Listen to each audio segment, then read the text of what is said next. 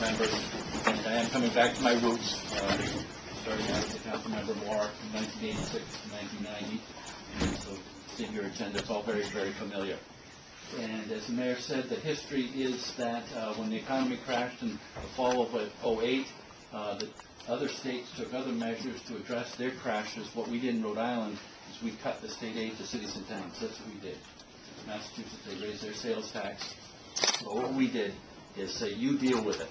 And now we're seeing the ramifications of that decision. Deep cuts in fiscal year 09, deep cuts in fiscal year 10, deep cuts in fiscal year 11. And now the ramifications are Central Falls is in bankruptcy. Woonsocket is going to a supplemental property tax increase of 13%. Your council just approved that. Can you imagine doing that to your constituents? 13% supplemental tax increase on top of the already onerous property tax increases that we have. So that's what we're trying to prevent. Steep rises in property taxes, such as we're seeing in Woonsocket. And so this package of municipal reforms helps communities across the state prevent those property tax increases, and also helps with your pensions. And Johnston, here you have your police and fire, I believe, is 27% funded. Correct. And so if the state was a crisis at 40% funded, remember the big crisis the state had at about 40% funded, 45% funded, Johnston Police and Fire 27% funded. So we want to help you out, and so this legislation also does that.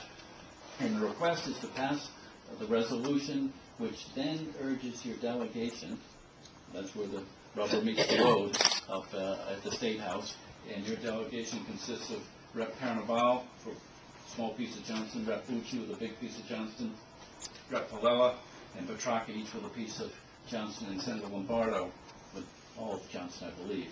So the task is to pass the resolution and then get after your reps and senators to do their job to help the property taxpayers across the state of Rhode Island. It really breaks my heart to see those poor people in Woonsocket getting hit again with a 13% property tax increase. Everything we can do to help them out, and ultimately to prevent communities in Providence, we read about Capital City and the difficulties they're having, not go the route of Central Falls. So that's my goal, and I ask your support also in that goal. So thank you for allowing me to appear here, and I admire the work you're doing. School committee, two hardest jobs in politics, President of the United States and school committee. Thank you very much.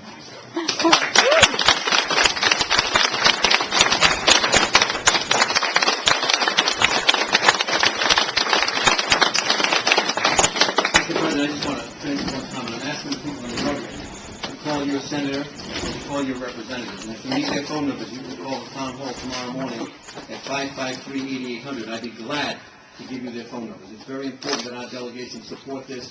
This is an issue of financial survival, if you will. So we're asking for their support. As the governor said, by passing this legislation, it makes it enabling, and it helps the communities decide what's best for them financially. So this would truly help us out. It would help where we can free up some money and hopefully shore up our pensions. So once again, I'm asking for the people in the audience tonight, and Governor, once again, it means a lot for you to come and visit us, and of course, push the legislative package. So thank you very much. So now we're going to let you vote. Well, I know I gave up my constituents' request. Uh-oh. But I would like to say, if you would... You want to speak to the governor? Yes. Thank you. First of all, you know, I want to commend you as a citizen of the state of Rhode Island for presenting such a package. I just hope that the General Assembly, who has to make the final decision, will read these. Now, I took a lot of time. I sat down. There are 7 of them. Yes, that's right. With a little dictionary. Some of the words in there, my God. If you wrote them all yourself, huh? Well, we do Only kidding. have to talk the language of the General Assembly. Yeah. So It's the language in it. And reading, if these can be passed they are, because I'm sure you're gonna get some opposition. There will be some opposition, and probably some changes in some of the wording. But I just want to say, I would like to commend you, sir, for having the courage, not courage, you're doing your job as the governor on behalf of the people of the state of Rhode Island, presenting this package, and I intend to support it.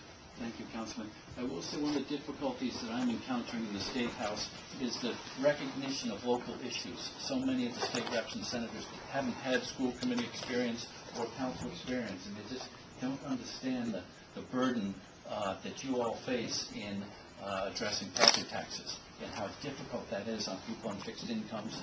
And there seems to be a bit of a disconnect at the State House between the reality of what happens here at the local level. And that's what I find challenging. So I do need your help to contact Rep. Carnaval, you, Chief Hall, Petrarco, and Lombardo, Senator Lombardo.